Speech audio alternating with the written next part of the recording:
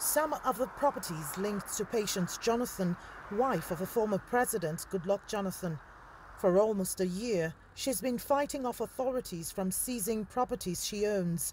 Nigeria's anti-graft body, the Economic and Financial Crimes Commission, accuses the former First Lady of amassing personal wealth out of stolen public funds.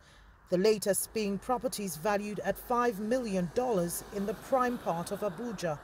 They are registered under a charity fund fronted by her.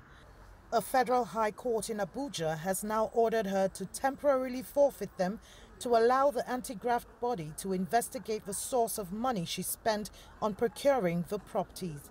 Property market is one of the most important drivers of growth in Nigeria, but it's also heavily tainted.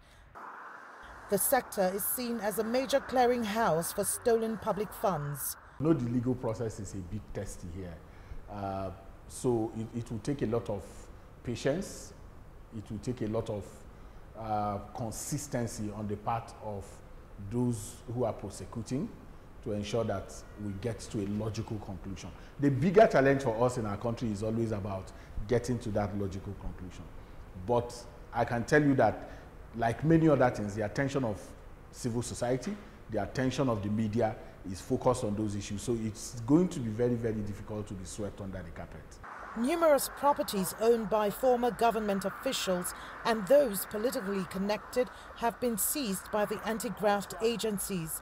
But most of the cases have not yet been disposed, and they could take longer than anticipated to resolve. Quite often, the properties are concealed under dubious names and identities, and that presents a major obstacle in ascertaining the true ownership of the properties and the source of money of the owners. It's even done with impunity.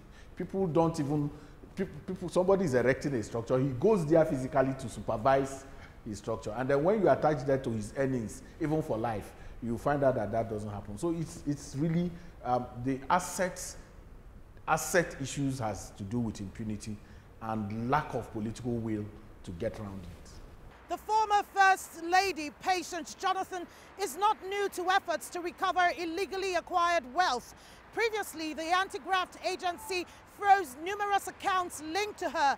Those accounts contain millions of dollars, and she's still battling to unfreeze them. This new order adds to a growing list of her protracted court battles. The court has given the EFCC 45 days to investigate the property before hearing resumes. Kelechi Emekalam, CGTN, Abuja, Nigeria.